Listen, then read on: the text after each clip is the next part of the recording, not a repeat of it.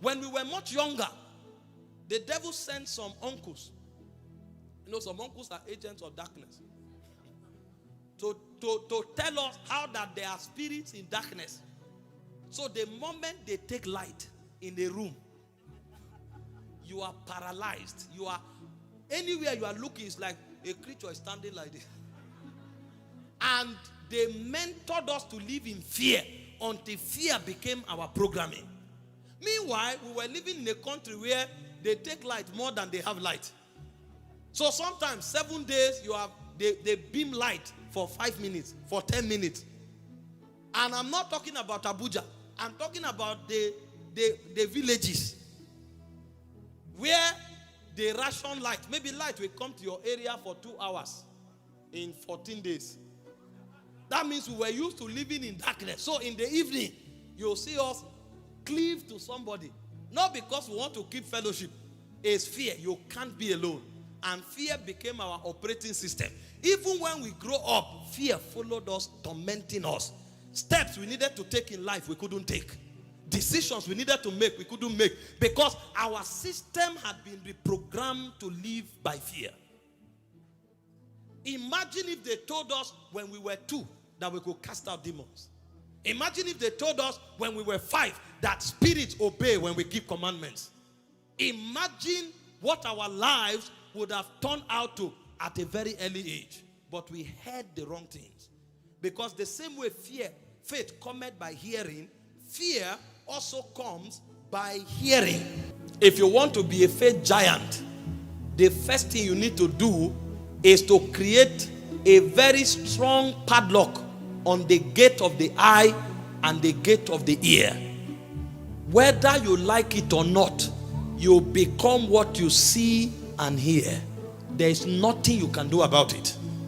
Anything you see and anything you hear, that's what you become. In 2 Corinthians 3:18, it said, we all with unveiled faces, beholding as in a glass the glory of the Lord. It said we are changed into that image from glory to glory as by the Spirit of the living God. The word change there is the word metamorpho. It's not just change of mindset. It's actually metamorphosis.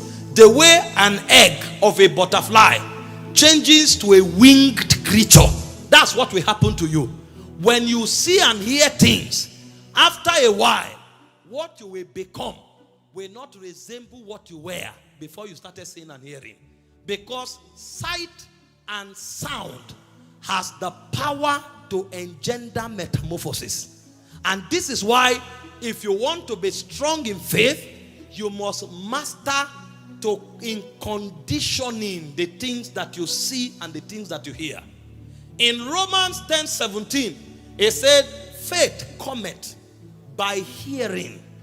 And it said, hearing by the word of the Lord. So anybody you see who is full of faith, he is full of faith because he is hearing only things that engender faith. You can hear what creates fear. You can hear what creates faith. The choice is yours. And do you know something else? Your psychology is designed to protect you. That means your system wants to hear bad news more than it wants to hear good news. And that's why bad news easily goes viral. The moment anything looks bad, your whole system is awoken. It's designed that way to protect you. Because if you get the signal, you can escape. But that is also a great disadvantage because now you are predisposed to receiving what is negative much more than what is good and impactful. And so anybody who wants to walk by faith, you must guard your ear gate. Don't be too prone to hearing things that scare you. Don't be too prone to hearing things that make you want to do evil. Because not too long you will do them. You cannot deny what you hear and see. You must become it. In Mark 5:25-27, you see the story of the woman with the issue of blood. You will think her solution came because Jesus carried too much anointing. No. I will show you the foundation of that woman's solution. It said, and a certain woman which had an issue of blood 12 years. It said, and had suffered many things of many physicians. You know what this means? Sometimes you go to the hospital, they say, take blood sample. A nurse will just bully you with needle. And the other time, somebody almost slapped a nurse. Are you a student? Will you tear my hand because you want to get blood sample? They will insert it and pull it out and clean it and insert like a dagger. This is human body. What are you? Hope you know, Mephibosheth became paralyzed because of the person nursing him. They take your money and then they are bullying you with needles. Sometimes they come and say, sorry, we will change your drugs. You say, which one? Oh, what do you mean? You gave me drugs, I took it for 2 weeks. You come, you want to change all the drugs. So after taking drugs for 6 months, they will now come and say, oh, we didn't see something during the diagnosis. So what happens to all the chemicals that I put in myself? Doctors are trying, don't get me wrong. But they are men, they are men. So the Bible said this woman suffered many things in the hands of physicians.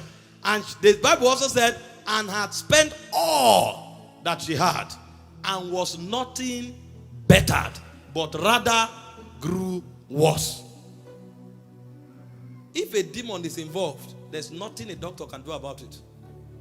That's why more than 80% of the sicknesses in the world don't have cure. They only treat. That means they manage it for you. There's no cure for blindness. There's no cure for deafness. There's no cure for high blood pressure.